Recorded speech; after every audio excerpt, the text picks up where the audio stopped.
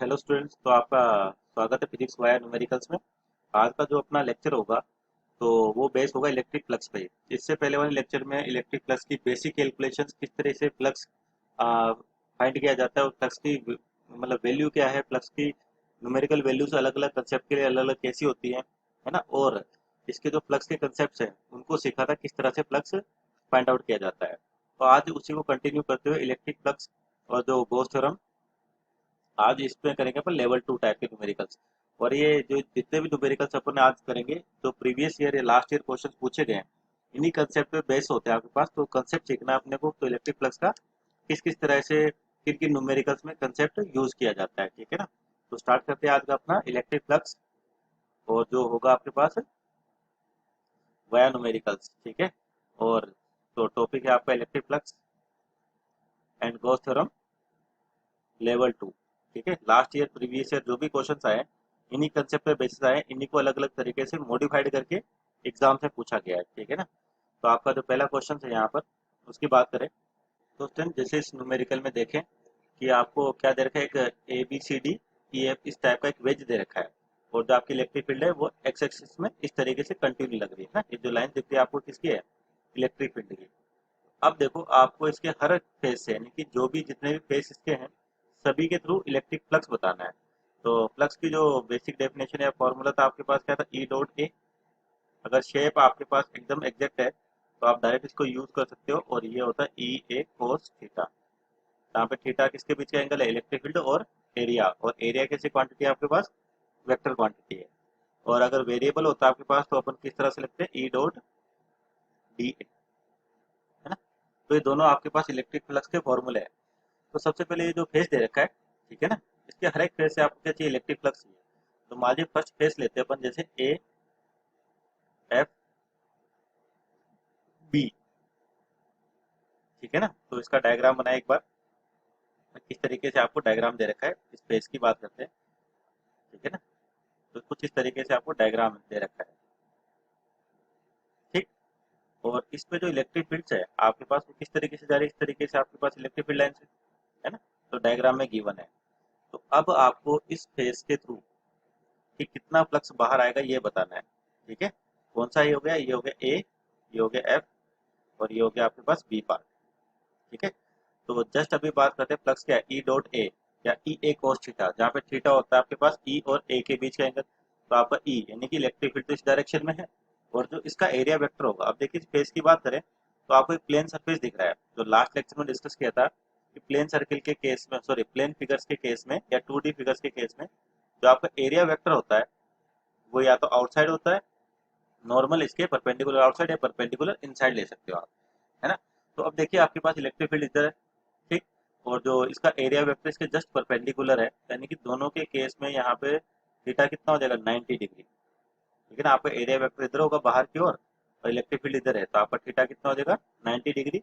तो इस फेज से जो फ्लक्स आएगा आपके पास ई ए कोस थीटा, और थीटा यानी कोस 90, और कोस 90 कितना होता है, जीरो। तो इस फेज से तो आपका फ्लक्स हो गया जीरो, ठीक है। उसी तरह से दूसरा फेज ले अपन, है ना। जैसे वाले ई डी ई सी, डी ई सी, ये वाला फेस लेते हैं तो सेम यही कंडीशन मिलेगी आपको। देखिए ये डी ई सी ये पोर्शन दिख रहा होगा आपको ना, ठीक है ना, डी ई सी ये वाला पोर्शन।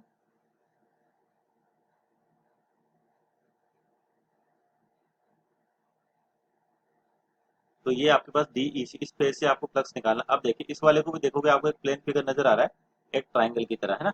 तो आपके पास अब इसके एरिया वेक्टर की बात करें तो इसका भी एरिया वेक्टर क्या होगा, या तो आउटसाइड नॉर्मल होगा, है ना, या इनसाइड नॉर्मल होगा। तो इस केस में भी आपके पास थीटा कितना रहेगा, 90 डिग्री, है ना। थीटा कितना है, 90 डिग्री। तो यहाँ से भी जो आपका फ्लक्स आएगा वो कितना देगा, जीरो हो जाएगा आपके पास, ठीक है। उसी तरीके से मान लीजिए अपन फेस की बात करते हैं किसकी, ए डी ई एफ की, है ना। ये जो आपको फेस दिख रहा है ए डी ई एफ, इसकी बात कर लेते हैं। तो यहाँ पर आपका फ्लक्स कितना होगा, ठीक है ना।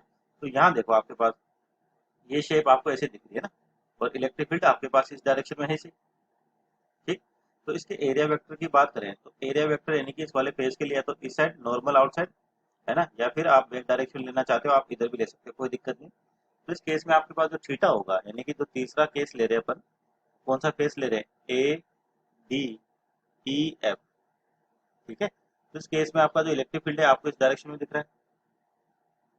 और एरिया वेक्टर की बात करें तो चाहे आप इस डायरेक्शन में ले सकते हैं एरिया वेक्टर, या आप चाहे तो इस डायरेक्शन में भी ले सकते हैं ना, क्योंकि प्लेन सरफेस बन रहा है आपके पास। एक क्या बन रहा है, ये रेक्टेंगल टाइप दिख रहा है आपको कुछ। तो अगर आप चाहे तो एरिया वेक्टर इस डायरेक्शन में, एरिया वेक्टर इस डायरेक्शन में ले सकते हैं, तो आपका थीटा यहाँ पे या तो 0 डिग्री होगा, या आप कह सकते हैं 180 डिग्री होगा। ठीक है ना। तो अगर इस वाले की बात करें तो दोनों एक दूसरे के पैरेलल हैं, तो यहाँ पे थीटा कितना है 0, और यहाँ पर और इसको देखें तो थीटा 180, क्योंकि ऑपोजिट है जस्ट आपके पास। ठीक है ना। तो यहाँ पर जो फ्लक्स आ जाएगा आपके पास five E A cos theta, E A cos theta, theta 0 degree या 180 डिग्री, तो आपके पास फ्लक्स आ जाएगा ई ए, है ना। तो इस फेज से फ्लक्स हो गया आपके पास ई इंटू ए। नेक्स्ट फेज देखते हैं आप, जो आपका नेक्स्ट फेज है इस वाले बॉटम पार्ट को देखते हैं, है ना। ये जो दिख रहा है आपको, इस बॉटम पार्ट की बात करते हैं ना। तो इस बॉटम पार्ट को आप ढंग से देखोगे तो ये जो दिख रहा है इसका एरिया वेक्टर या तो इस साइड लोगे आप, ठीक है ना, और चाहे तो आप अपवर्ड डायरेक्शन में ले सकते हैं। ठीक है। हालांकि अगर पूरे इसको कंसिडर करो, आप पूरे को एक ही इमेज कंसिडर करो, तो ये आपके पास क्या हो जाएगा, एक सॉलिड ऑब्जेक्ट की तरह बन जाएगा, नहीं क्लोज सरफेस बनाएगा। और क्लोज सरफेस के लिए हमेशा आउटसाइड लेते हैं। ठीक है ना। तो आप अगर पूरे फिगर के हिसाब से देखो तब भी आपका रिजल्ट सही आएगा, और आप सिंगल प्लेन लेते हो तब भी आपका रिजल्ट सेम आएगा, कोई दिक्कत नहीं होती इसमें। तो जो नेक्स्ट फेज है आपके पास वो है डी एफ, है ना, बी सी। तो इस केस में आपके पास जो इलेक्ट्रिक फील्ड लाइन है वो तो ऐसे जा रही है अभी हॉरिजॉन्टल में, है ना।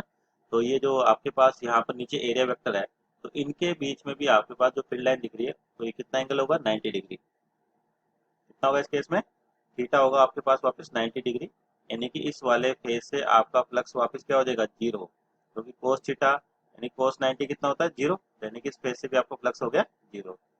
अब फेज देखते हैं आपके पास, इस टॉप फेज को लेते हैं ए डी बी सी। ठीक है ना। अब कौन से फ्लक्स की बात करें अपन,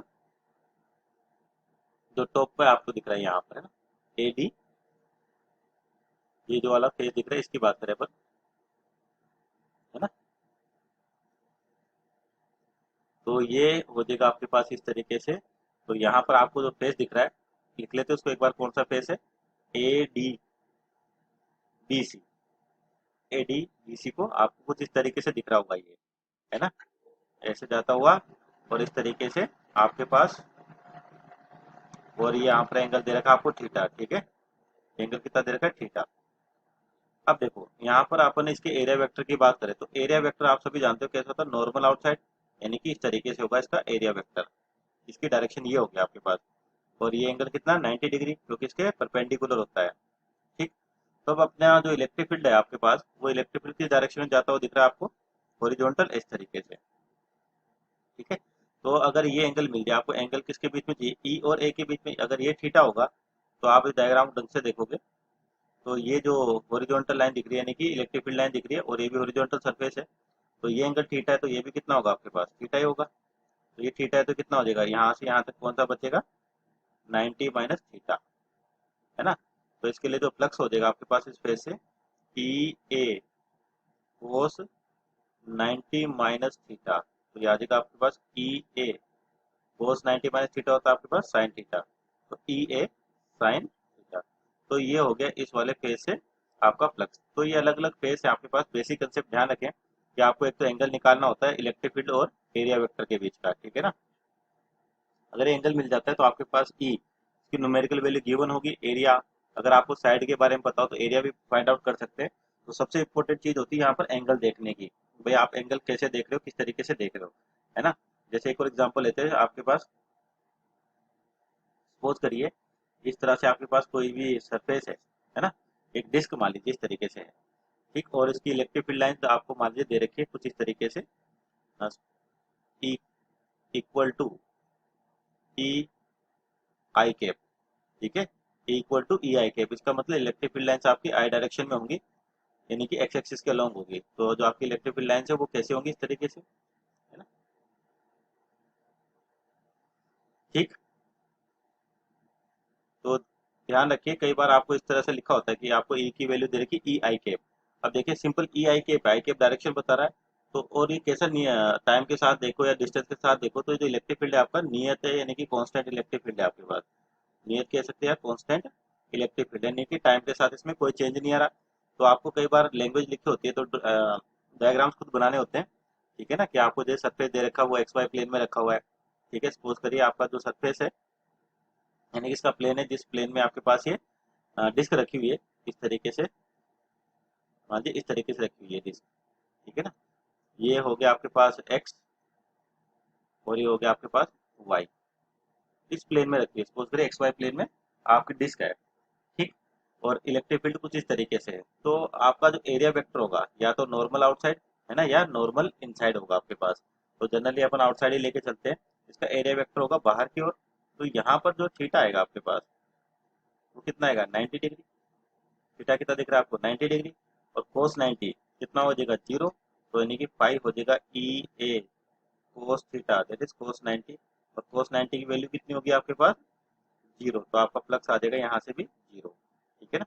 अगर मान लीजिए इसी शेप को थोड़ा सा अलग डायरेक्शन में रखें, जैसे मान लीजिए आपके पास एक डिस्क है फिर से,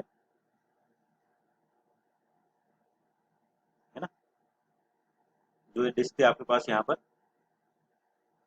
अब देखिए आपके पास इलेक्ट्रिक फील्ड कुछ अलग तरीके से दे रखा है। सपोज करिए जो आपकी इलेक्ट्रिक फील्ड लाइंस है वो कुछ इस तरीके से दे रखी है। ठीक है ना, पैरेलल है आपके पास।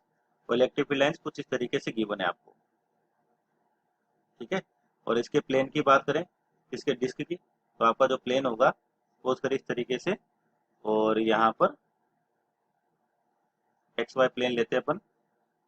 ठीक है, तो ये हो गया आपके पास इसका प्लेन, सॉरी। ठीक है ना, और इस तरीके से ये हो गया आपके पास इस डिस्क का प्लेन। अब देखिए, अब आपको चाहिए कि इसका एरिया वेक्टर और इलेक्ट्रिक फील्ड की डायरेक्शन। इलेक्ट्रिक फील्ड आपका ये है सी। ठीक है, सपोज करिए आपके पास जैसे ये एंगल दे रखा है यहाँ पे 37 डिग्री, है ना, यानी कि इलेक्ट्रिक फील्ड लाइन और जो ये आपका डिस्क है इसके प्लेन की बात करें, इसका प्लेन कौन सा, एक्स वाई प्लेन है ना, यानी कि एक्स वाई प्लेन में रखा हुआ है। ये डायरेक्शन आपके पास एक्स होगी और ये क्या होगी, वाई होगी। तो इसका जो प्लेन है आपके पास एक्स वाई प्लेन है, तो इसका एरिया वेक्टर होगा ये। तो अपन इसके नॉर्मल आउटसाइड लें, है ना, इस तरीके से। और इलेक्ट्रिक फील्ड किसी एंगल पे भी है, तब भी आप ढंग से देखोगे तो एरिया वेक्टर अभी भी बाहर है आपके पास। और जो इलेक्ट्रिक फील्ड लाइन है वो इस तरीके से है ना। तो आपके पास यहाँ पे वापस देखोगे थीटा हो जाएगा फिर से 90 डिग्री। ठीक है ना, क्योंकि इसका जो प्लेन है एरिया वेक्टर, मान लीजिए आप इसको के केप लिख देते हो, है ना, एरिया वेक्टर कौन सी डायरेक्शन में, के केप में। और फील्ड लाइंस आपके ऐसे जा रही हैं। ठीक है, फिर भी आपका जो एरिया वेक्टर है यानी कि बाहर की ओर दिखेगा, तो एंगल कितना रहेगा, 90 डिग्री। तो इस केस में भी आपका फ्लक्स कितना हो जाएगा, 0। ठीक है ना, तो सबसे इंपॉर्टेंट बात होती है एरिया वेक्टर की। 2D फिगर्स के लिए अपने को जस्ट बताया था कि नॉर्मल आउटसाइड या इनसाइड ले सकते हैं। ठीक है ना, तो ये हो गया आपके पास फ्लक्स 0। सपोज करिए एक और एग्जांपल इसी तरीके से लें।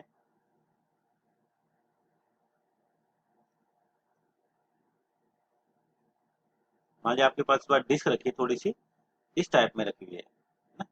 ये आपकी डिस्क यानी कि इस तरीके से, और इस पर जो फील्ड लाइंस जा रही है आपके पास, सपोज करिए जो फील्ड लाइंस दे रखी है आपको इस तरीके से दे रखी है।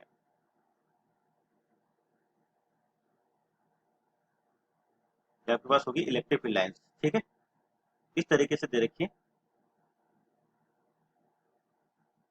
और ये जो डिस्क है ना, आपके पास इस वाई एक्सिस के अलोंग ऐसे रखी हुई है। इसका प्लेन भी ले लेते हैं। ठीक है, तो ये जो आपको डिस्क दिख रही होगी इसका प्लेन जो होगा कुछ इस तरीके से, कौन सी, वाई एक्सिस के परपेंडिकुलर। ठीक है ना, तो अब देखिए आपको यहाँ पर सपोज करिए एक इलेक्ट्रिक फील्ड लाइन और लेते हैं अपने पास। और जो डेटा दे रखा है किस तरीके से, कि मान लीजिए आपके पास एक और इलेक्ट्रिक फील्ड लाइन है, ये सारी लाइन से आपस में क्या पैरेलल है, ध्यान रखें ना। ठीक, और ये इसके सेंटर पे है यहाँ पर। और ये मान लीजिए इस तरीके से आपके पास यहाँ से इलेक्ट्रिक फील्ड लाइंस इस वाली सरफेस से सपोज करिए एंगल बनाती है 53 डिग्री। ठीक है, अब आपको इसमें से फ्लक्स निकालना है। मान लीजिए इसकी रेडियस दे रखी है आर और इलेक्ट्रिक फील्ड दे रखा है ई। जो डिस्क है आपके पास इसकी रेडियस कितनी है, आर। ठीक है, और इलेक्ट्रिक फील्ड आपका ई है।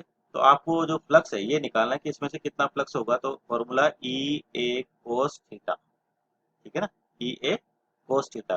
तो यहाँ पे जो थीटा लिया जाता है किस किस के बीच का एंगल, इलेक्ट्रिक फील्ड और एरिया वेक्टर। अब इस वाले डायग्राम को आप ढंग से देखोगे तो आपका जो एरिया वेक्टर है वो किधर जाता हुआ दिखेगा आपको, इस डायरेक्शन में। जो एरिया वेक्टर है आपके पास वो ये डायरेक्शन होगी, ठीक है ना, क्योंकि नॉर्मल आउटसाइड है आपके पास, ठीक। एरिया वेक्टर की डायरेक्शन ये है। तो आपको एंगल चाहिए इलेक्ट्रिक फील्ड और एरिया वेक्टर, तो आपका जो एंगल होगा ये वाला होगा। ध्यान रखिए ये वाला एंगल 53 ना ले। ये तो किसके बीच में एंगल है आपका, जो ये मान लीजिए एक्स एक्सिस है, ठीक है। और ये आपके पास ये जो डायग्राम दे रखा है इलेक्ट्रिक फील्ड लाइंस का इस तरीके से, तो इन दोनों के बीच का एंगल होगा एक्सिस और फील्ड लाइंस का। लेकिन आपको एंगल चाहिए फील्ड का और एरिया के बीच का, तो आपका एरिया वेक्टर इधर है और फील्ड इधर है, तो आपका ये एंगल की आपको इसकी रिक्वायरमेंट होगी। तो ये टोटल 90 डिग्री, ये 53, तो ये कितना बचेगा 37 डिग्री।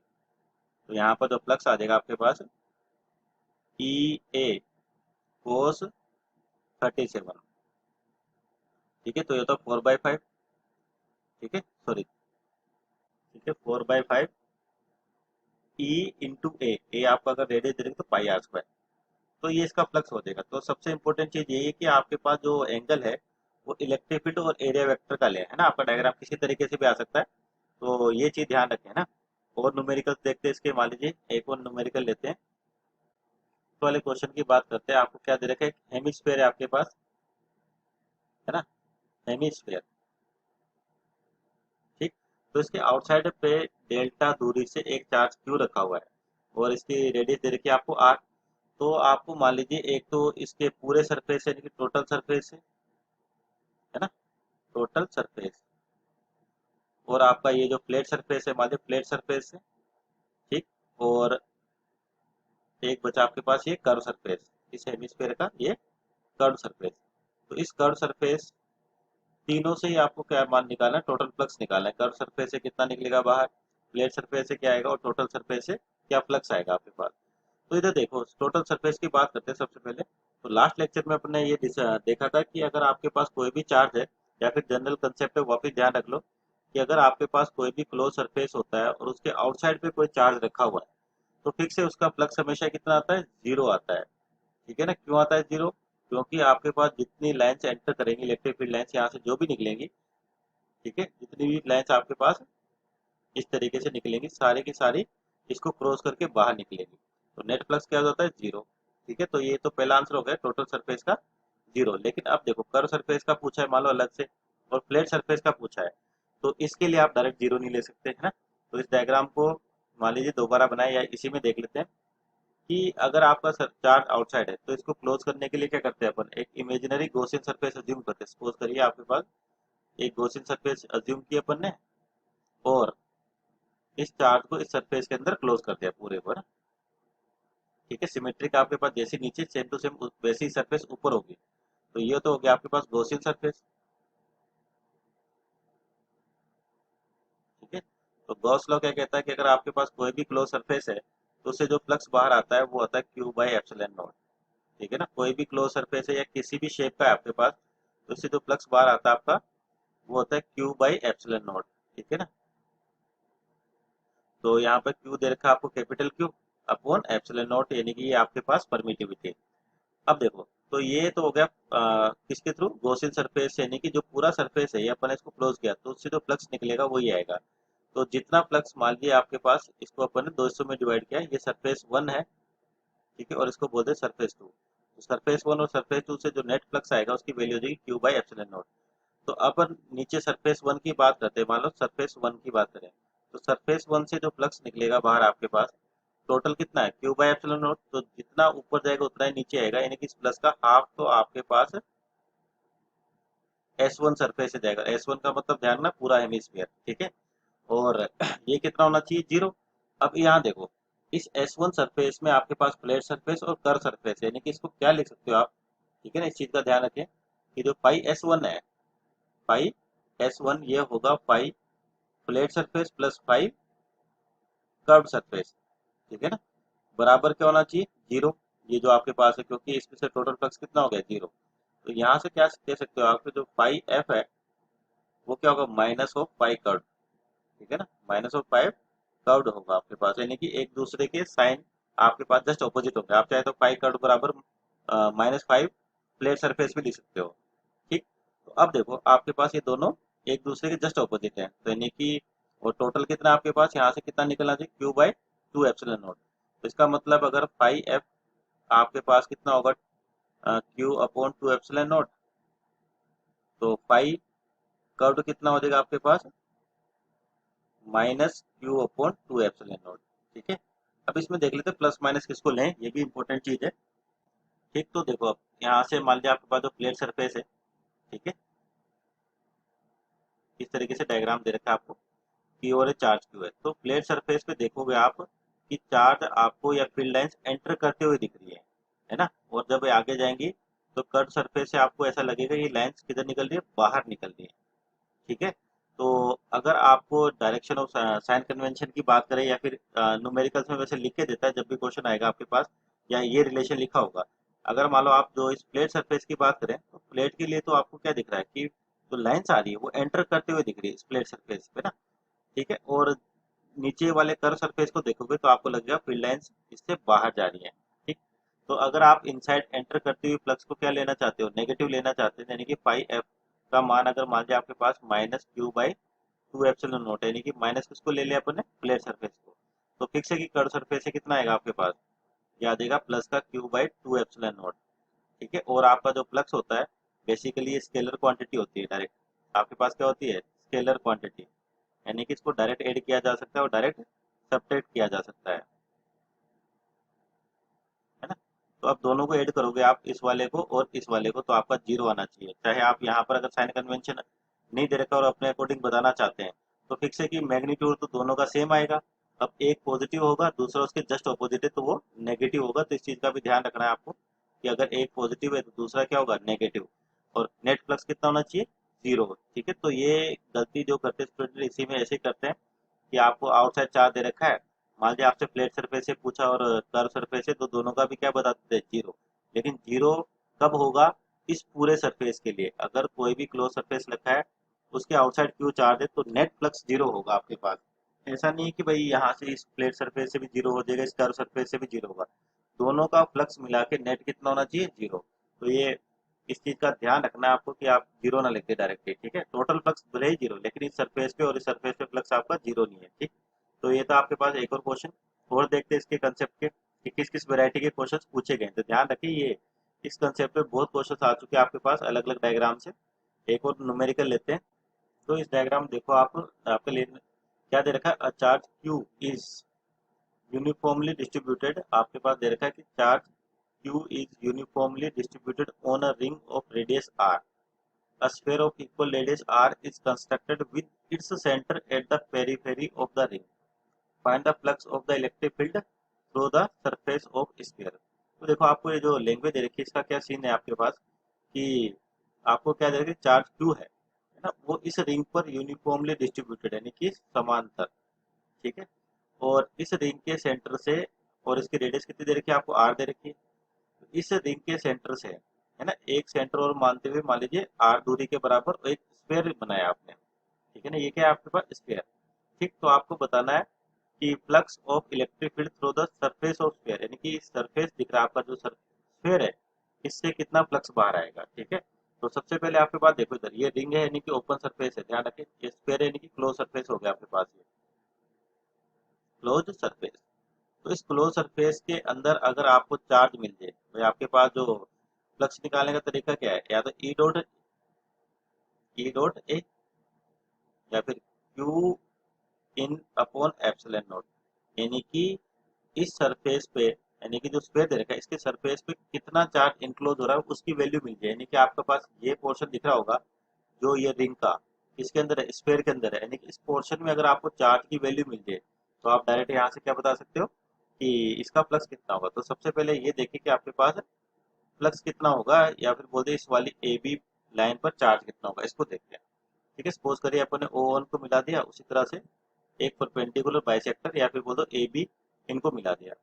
ठीक, इसकी रेडियस आर दे रखी है तो आप यहाँ से कुछ डायमेंशन लिख लो पहले, ओ ए के बराबर किसके बराबर होगा, रेडियस के बराबर, है ना। और आपका इसको मान लीजिए इंटरसेक्शन पॉइंट है पी, मान इसको बोल देते हैं अपन पॉइंट पी, दोनों का इंटरसेक्शन। तो ओपी की वैल्यू किसके बराबर आएगी आपके पास, आर बाई टू, क्योंकि उसके सेंटर पे है आपके पास। ठीक है ना, और के भी रखा है, स्फेयर है, उसका सेंटर ओ है और इसकी जो रेडियस है इसके बराबर होगी, यानी कि ओ वन भी आपका रेडियस के बराबर है, तो ओपी कितना हो जाएगा, इसका जस्ट हाफ हो जाएगा। और सपोज करिए एंगल है थीटा, कितना एंगल है आपके पास, थीटा। तो यहाँ से अगर मैं, आपको ये वैल्यू चाहिए, कौन सी वैल्यू चाहिए, ये वाली, इस पे चार्ज है, क्योंकि क्यू तो पूरे टू जो रिंग दे रखी है इसकी सरफेस पे यूनिफॉर्मली डिस्ट्रीब्यूटेड है। तो आपको इस स्फीयर से फ्लक्स निकालने के लिए इस लेंथ पे कितना चार्ज है ये फाइंड आउट करना है। ठीक है, तो डायमेंशंस लिख लिया अपन ने, और ओपी r/2। अब देखो मान लीजिए एंगल थीटा आपके पास यहाँ पे है, तो यहाँ से अगर मैं कोस थीटा निकालना चाहूँ तो कोस थीटा कितना होगा, बेस अपॉन हाइपोटेनस। तो बेस हो गया आपके पास ओपी, ठीक है ना, कितना हो जाएगा ओपी कोस थीटा ना, अपॉन हाइपोटेनस, यानी कि ओ ए। ओपी किसके बराबर है, r/2, और ओ ए किसके बराबर है, आर, तो ये हो गया 1/2।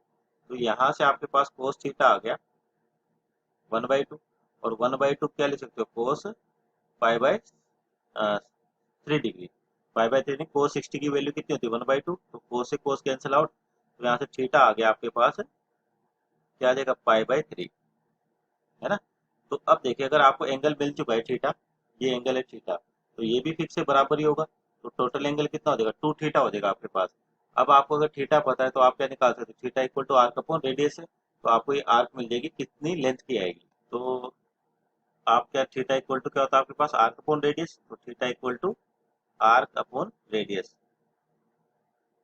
ठीक है, ये यूज करें तो आर्क किसके बराबर होगी आपके पास, इस वाले फिगर को देखोगे तो ए बी के बराबर, तो ये होगी आपके पास ए बी। ठीक है, और रेडियस आर है सी आपके पास, और थीटा की वैल्यू कितनी हो जाएगी आपके पास, ध्यान रखना ये थीटा कौन सा है, या इसको आप चाहे तो थीटा डैश लिख दो। थीटा का मतलब ये जो ले रखा है टोटल यहाँ से यहाँ तक, ये तो आपके पास, आप तो पाई/3 आ गया, तो ये क्या हो जाएगा, जस्ट डबल हो जाएगा, यानी 2 पाई/3। तो आपके पास यहाँ से क्या रिलेशन आ जाएगा, 2 पाई/3 is equal to A B upon R. तो यहाँ से ए बी आ गया 2 पाई r/3, यानी कि आपको ए बी क्या है, जो सेगमेंट दे रखा है ये, इसकी लेंथ आ गई। ठीक है, अब देखो जो क्वेश्चन में दे रखा है कि टोटल इस रिंग पर चार्ज क्यू यूनिफॉर्मली डिस्ट्रीब्यूटेड है, तो यानी कि ए बी पर कितना होगा ये निकाल लेते हैं। तो देखो यहाँ पर कि 2 पाई r, है ना, रिंग की बात करें तो इसकी सरकमफ्रेंस यानी कि परिधि कितनी होगी, 2 पाई r। तो 2 पाई r पे आपके पास क्यू आवेश है या चार्ज है, तो यूनिट पे कितना हो जाएगा, Q/2 पाई r, 2 पाई r। ठीक है, और आपके पास ए बी लेंथ कितनी आ रही है, 2 पाई r/3, इस पर कितना चार्ज हो जाएगा आपके पास, मल्टीप्लाई कर दो इसको, Q/2 पाई r इंटू 2 पाई r/3। ठीक है ना, ये वही तरीका आपके पास है कि इतने में अगर इतना चार्ज है तो यूनिट लेंथ में कितना होगा, और जो आपके पास लेंथ आ रही है उसमें कितना होगा, तो इस तरीके से। तो 2 पाई r कैंसिल आउट हो गए, तो यानी कि आपका चार्ज आ जाएगा यहाँ पर Q/3, यानी कि जो ए बी सेगमेंट है आपके पास, है ना, इसकी लंबाई कितनी है, 2 पाई r/3, इसकी इस पर कितना चार्ज मिल गया आपको, Q/3। ठीक है ना, तो अब आपके पास क्यू चार्ज आ चुका है, तो फ्लक्स कैसे निकालते डायरेक्टली, तो जो फ्लक्स हो जाएगा charge enclose upon epsilon not, charge enclose upon epsilon naught, तो कितना है, Q/3 एप्सिलॉन नॉट।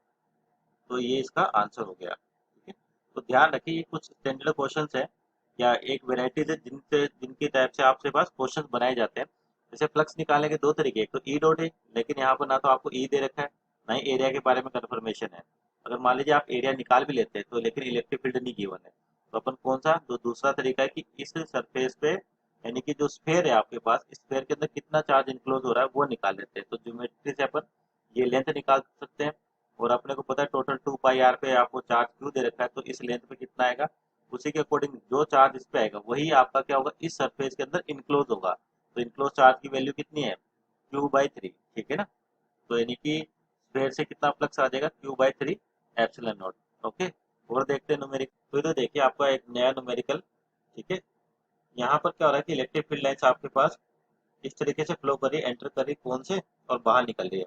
तो आपसे पूछ लिया कि बताइए जो कौन है यहाँ से जो फ्लक्स आएगा बाहर उसकी वैल्यू क्या होगी, ये आपको फ्लक्स निकालना है। ठीक है, तो अब देखो आपको इस बार इलेक्ट्रिक फील्ड दे रखी है, ये रेडियस आर है और एच है, तो यहाँ पर जो फ्लक्स है आपके पास, कौन सा फॉर्मूला यूज कर सकते हो, ई ए कोस थीटा का। ठीक है ना, क्योंकि ई के बारे में पता है आपको और ए के बारे में पता है, यहाँ पर आपके पास चार्ज नहीं गिवन है ना लेंथ, इस तरीके से, तो जैसे पुराने न्यूमेरिकल में तो अपने को इस वाले में तो क्या दे रखा था कि कुछ डेफिनेशन और कुछ लेंथ वगैरह दे रखी थी, आपको इलेक्ट्रिक फील्ड नहीं दे रखी थी। अगर इलेक्ट्रिक फील्ड दे रखी हो तो आपके पास ये फॉर्मूला यूज होता है। तो यहाँ पे थीटा की बात करते हैं सबसे पहले कि थीटा कितना होगा इलेक्ट्रिक फील्ड और एरिया वेक्टर के बीच में।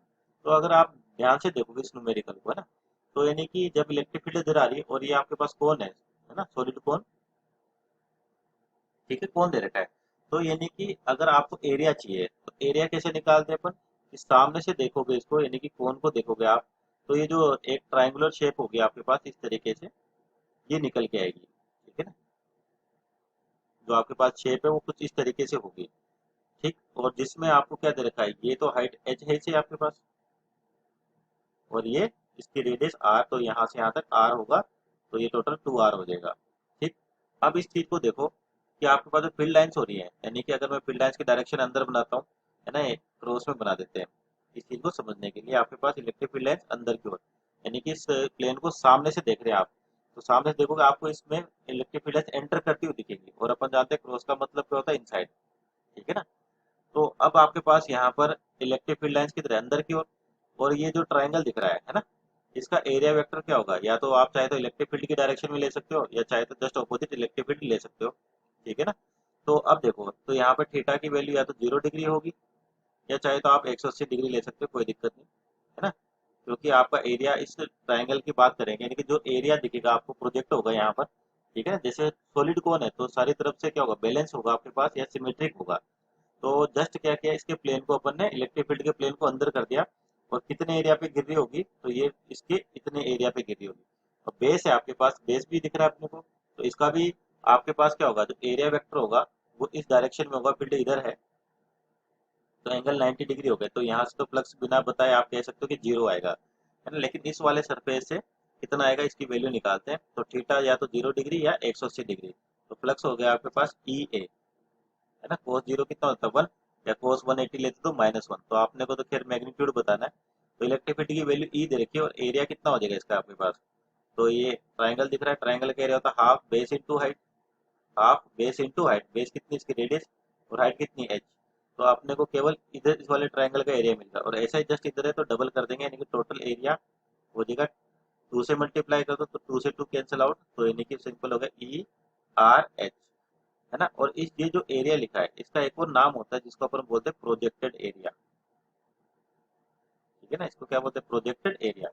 प्रोजेक्टेड एरिया का मतलब कि आपके पास जो भी लाइंस जा रही हैं, भाई ये तो दिखने में तो आपके पास कर्व शेप होगी, है ना, क्योंकि कौन है तो, लेकिन कितने एरिया पे गिरेगी, सामने से देखे अपन इसको, तो कितने एरिया पे गिरेगी, तो आपको एक ट्राइंगल दिखेगा पूरा। जैसे सिंपल समझा है कि मान लिया आपके पास स्फेयर है ना, स्फेयर है आपके पास, सपोज करिए स्फेयर, ठीक। अब आपसे बोल दिया कि इसमें फील्ड लाइंस है जो आपके पास वो इस तरीके से आ रही है, ठीक है ना, सेम इसी तरीके से बना लेते हैं। तो फील्ड लाइंस है वो इस तरीके से आ रही है, तो ये स्फेयर है यानी कि 3D में है। तो जब ये फील्ड लाइंस इसके ऊपर गिरेंगी तो इसका जो सामने से देखोगे आप, तो सामने से भी आपको क्या दिखेगा, एक सर्किल दिखेगा, या सिंपल बोल दो स्फेयर का जो प्रोजेक्टेड एरिया होगा आपके पास वो कैसा होगा आपके पास, एक सर्किल होगा, है ना, ठीक। जिसकी रेडियस, मान लीजिए जो भी आपके पास स्फेयर की रेडियस आर है तो उसकी रेडियस भी क्या दिखेगी अपने को, आर दिखेगी, ठीक है, क्योंकि 3D यहाँ बनाना पॉसिबल नहीं है आपके पास। और तो इसी तरीके से ध्यान रखें जो एरिया आता है इस पर, ये होता है आपके पास प्रोजेक्टेड एरिया, यानी कि कितने एरिया पे गिरी है। ऐसा नहीं कि आप इसको कर्व सरफेस दे रखा है तो इसको नहीं बता सकते, कितने एरिया पर गिरेगी, क्योंकि यहाँ फॉर्मूले में एरिया है कि, और डेफिनेशन भी क्या है कि कितनी फील्ड लाइंस एरिया को क्रॉस करती है, वो आपका फ्लक्स बताता है, ठीक है ना। तो ये जो छोटी छोटी चीजें इनकी गलती ना करें, ये ध्यान रखें आपके पास, है ना। तो ये आपके पास डिफरेंट वैरायटी और क्वेश्चन देखते हैं, है ना। तो सपोज करिए आपके पास एक और क्वेश्चन दे रखा है कि आपके पास क्या दे रखा है, क्यूब ऑफ साइड ए, आपको क्या दे रखा है, क्यूब है जिसकी साइड कितनी a, is placed such that the nearest face which is parallel to, आपके पास ये पैरेलल है ना, which is parallel to Y Z plane, and is at a distance of a from the origin, the electric field component are E X दे रखा है आपको alpha X की पावर 1/2, ई वाई और ई जेड कितना है 0। जैसे आपको क्यूब दिख रहा होगा, है ना, तो एक क्यूब है आपके पास जिसकी साइड कितनी ए है, ठीक है, साइड ए, ठीक। अब देखो जहां पर इलेक्ट्रिक फील्ड दे रखी है आपके पास, देखो डायरेक्शन ई एक्स, यानी कि एक्स दिशा में आपका जो इलेक्ट्रिक फील्ड है वो है अल्फा एक्स की पावर 1/2, यानी कि वेरिएबल इलेक्ट्रिक फील्ड हो गया आपके पास। वाई डायरेक्शन में कोई फील्ड नहीं है और जे डायरेक्शन में भी आपके पास कोई फील्ड नहीं है, ये जीरो है। तो आपको बताना है कि फ्लक्स थ्रू द क्यूब, यानी इस क्यूब से कितना फ्लक्स निकलेगा। तो इसको एक बार ड्रॉ कर लेते हैं। जो आपको, ये तो हो गया आपके पास एक्स एक्सिस, ये होगी वाई एक्सिस, ठीक है ना, और ये हो गया आपके पास जेड एक्सिस, ठीक। और यहाँ पर जो क्यूब रखा है आपके पास बेसिकली वो कैसे रखा है कि जो आपके पास क्या रखा है, parallel to Y Z plane, यानी कि जो आपके पास कोऑर्डिनेट दे रखे हैं, ये तो हो गया आपके पास एक्स, ये हो गया वाई, और ये हो गया जेड। तो आपका जो क्यूब है इस वाई जेड के पैरेलल रखा हुआ है, ठीक है ना। कैसे रखा हुआ है, इस वाई जेड के पैरेलल, ठीक। तो इसको देखो समझने के लिए कंप्लीट करते हैं। मान जी, ये हो गया आपके पास वाई जेड प्लेन, ठीक है ना, ये हो गया आपके पास वाई जेड प्लेन, ठीक। अब जो आपका क्यूब है वो क्या रखा है, इसके परपेंडिकुलर, सॉरी पैरेलल, ठीक। तो ए सही से ड्रॉ करें तो अपन इसका जो प्लेन आएगा इस तरीके से, ठीक है। ये प्लेन हो गया आपके पास वाई जेड प्लेन। तो क्यूब के इसके पैरेलल रखा हुआ है, जो आपको क्यूब दिख रहा है इसके पैरेलल, यानी कि सेम इसी डायरेक्शन में आपके पास क्यूब होगा। जैसे अगर अपन ड्रॉ करें क्यूब को यहाँ पर, ठीक है, इस तरह से, और ये साइड आपके पास क्या होगी, ये जो वाई दिख रहा है आपको, ये प्लेन दिख रहा है, इसके समानांतर होगी इस तरीके से, ठीक है ना, ऐसे। तो आपका क्यूब कुछ इस तरीके से रखा हुआ है, ठीक है। तो ये जो साइड्स दिख रही होंगी आपको, या ये प्लेन दिख रहा होगा पूरा, ये इसके समानांतर है, यानी कि दोनों के बीच में पैरेलल गए तो एंगल कितना हो जाएगा, आपके पास दो पैरेलल लाइंस होती है उनके बीच में एंगल जीरो, ठीक है ना। तो इस तरीके से दे रखा है। और एक और चीज ये रखिए कि ये जो फेस है, पहला फेस ओरिजिन से आपका ए डिस्टेंस पे है, ठीक है ना, और इसकी खुद की साइड कितनी ए है ना, साइड ए। तो अब आपको पूछा है कि इस क्यूब से फ्लक्स बताइए कितना निकलेगा बाहर। अब यहाँ देखो आपके पास वाई डायरेक्शन में और जेड डायरेक्शन में तो फील्ड कितना है, जीरो है। केवल आपको फील्ड दिख रहा है एक्स डायरेक्शन में, यानी कि आपका फील्ड केवल इसी डायरेक्शन में होगा जिसकी वैल्यू होगी अल्फा एक्स की पावर 1/2, ठीक है। तो ये आपका ध्यान रखना, वेरिएबल फील्ड होगा। वेरिएबल कैसे कह सकते हो, जैसे जैसे आपका देखो यहाँ पे ओरिजिन होता है, यहाँ पे 0,0,0 डिफाइन करते हैं। जैसे जैसे आप आगे जाओगे, यानी कि एक्स की वैल्यू बढ़ेगी, एक्स की वैल्यू बढ़ेगी तो इलेक्ट्रिक फील्ड की वैल्यू भी चेंज होगी। तो एक कौन सा फील्ड होगा आपके पास, वेरिएबल फील्ड है ना, जो डिस्टेंस के साथ चेंज हो रहा है। अब देखो, जैसे फील्ड एंटर करेगी, सबसे पहले मान लीजिए फेस नाम से ए बी सी डी, ये हो गया आपके पास ई एफ जी एच, ठीक है, इस तरीके से फील्ड हो गया। अब आपको इस क्यूब से फ्लक्स चाहिए, तो फील्ड लाइंस कैसी जा रही है आपके पास, इसके पैरेलल जा रही है। तो यहाँ पर देखो, सबसे पहले मान लीजिए आप लेते हो ए बी सी डी, ये फेस लेते हो, बी एफ ई ए, इन वाली फेस की बात करेंगे। और एक इम्पोर्टेंट चीज, ये आपका क्लोज फिगर है, ध्यान रखना है कौन सा फिगर है, क्लोज फिगर है। तो क्लोज फिगर में जो एरिया वेक्टर होता है वो कैसे लिया जाता है, परपेंडिकुलर आउटसाइड, यानी कि इसका जो एरिया वेक्टर होगा इस वाले फेस का ऊपर की ओर होगा, ठीक है ना। ये जो नीचे ही दिख रहा है आपको, इसका एरिया वेक्टर इस डायरेक्शन में होगा, ठीक है ना। इस वाले फेस की बात करें तो इसका एरिया वेक्टर इधर होगा आपके पास, ठीक है। इस वाले फेस की बात करें तो इसका एरिया वेक्टर आपका इधर होगा, ठीक है ना, कितने डिग्री पे, 90 डिग्री पर। और जो फ्रंट फेस है इसका एरिया वेक्टर आपका इस तरीके से बाहर 90 डिग्री पर, ठीक है। उसी तरह से जो लास्ट वाला जो पीछे फेस दिख रहा है आपको, बी सी जी एफ, इसका जो एरिया वेक्टर होगा वो भी किधर होगा, परपेंडिकुलर आउटसाइड होगा आपके पास, ठीक है ना, अलग इस तरीके से, ठीक। ये हो गया आपके पास एरिया वेक्टर हर फेस के लिए। तो आपका जो इलेक्ट्रिक फील्ड है, आप देखो हॉरिजॉन्टल है, किस तरह से दे रखा है आपका इलेक्ट्रिक फील्ड, हॉरिजॉन्टल है आपके पास। हॉरिजॉन्टल कैसे, क्योंकि ई एक्स दे रखा है, केवल वाई और जेड में तो अपने पास क्या है, जीरो है जी। तो आपका इलेक्ट्रिक फील्ड इस तरीके से है ना। अब इस इलेक्ट्रिक फील्ड की डायरेक्शन से, और ये जो जितने भी फेस बन रहे हैं इस क्यूब के, इसकी डायरेक्शन से समझते हैं। सबसे पहले मान लिया आप फेस लेते हो बी एफ, है ना, ई ए, ठीक है। तो इसका देखोगे आप, जो एरिया वेक्टर ऊपर की ओर है, यानी कि थीटा कितना दिखेगा आपको, 90 डिग्री दिखेगा, है ना। फील्ड लाइन से आपके पास हॉरिजॉन्टल है इसी। उसी तरह से सेम आपका जो बॉटम फेस है, यानी कि ये वाला फेस दिख रहा है, इसके लिए भी थीटा कितना होगा, 90, यानी कि डी सी जी एच, इसके लिए भी आपका थीटा कितना है, 90 डिग्री। उसी तरह से जो सामने वाला फेस है, यानी कि ए ई एच डी, AEHD, इसके लिए भी थीटा कितना है 90 डिग्री। और जस्ट बोट बैक फेस दिख रहा है आपको BF, ठीक है, GC, इसके लिए भी थीटा कितना आपके पास 90 डिग्री। यानी कि चार फेज से, इन चार फेज से तो आपको फ्लक्स कितना हो जाएगा जीरो, क्योंकि cos 90 कितना होता है जीरो, ठीक है ना। अब बचे आपके पास केवल एक ये फेज और एक ये वाला फेज। तो सबसे पहले मान लीजिए फेज इसकी बात करते हैं, तो आपका फेज दे रखा है ABCD, इसकी बात करते हैं, ठीक। तो आपका जो एरिया वेक्टर है आपको इधर दिख रहा है ना, नॉर्मल आउटसाइड होता है और इलेक्ट्रिक फील्ड की डायरेक्शन आपके पास इस तरीके से, ठीक। तो दोनों के बीच में यानी कि यहाँ पर देखें 80 डिग्री, तो इलेक्ट्रिक फील्ड की वैल्यू, सॉरी, फ्लक्स की वैल्यू कितनी हो जाएगी आपके पास ई ए कोस थीटा। तो फाई इक्वल टू हो गया आपके पास ई ए कोस थीटा, यानी कोस 180 डिग्री, कोस 180 होता है -1, तो माइनस ई की वैल्यू हो जाएगी अल्फा एक्स की पावर 1/2। तो यहाँ पर एक्स यानी कि ये फेज कितनी दूरी पर है इससे, ए दूरी पर, तो यहाँ पर एक्स कितना हो जाएगा ए के बराबर हो जाएगा, यानी कि अल्फा ए की पावर 1/2 इंटू एरिया, क्यूब दे रखा है जिसकी साइड ए है तो उसका एरिया हो जाएगा ए स्क्वायर, और कोस 180 -1, ये हो गया आपके पास, बोल करिए फाइव। कौन से फेज से, इस वाले एबीसीडी फेज से।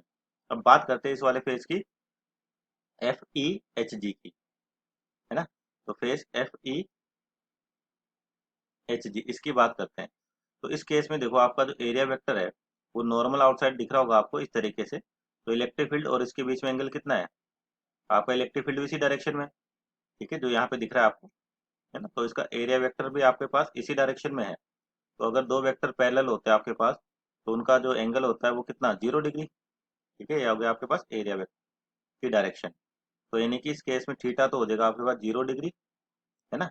तो फाई क्या होगा ई A cos theta, E A cos theta, यानी कि कोस जीरो हो गया 1, और ई की वैल्यू अल्फा एक्स, एक्स कितना होगा इसके लिए, यहाँ से यहाँ तक ए दे रखा है और इसकी खुद की साइड ए है आपके पास, ठीक है ना।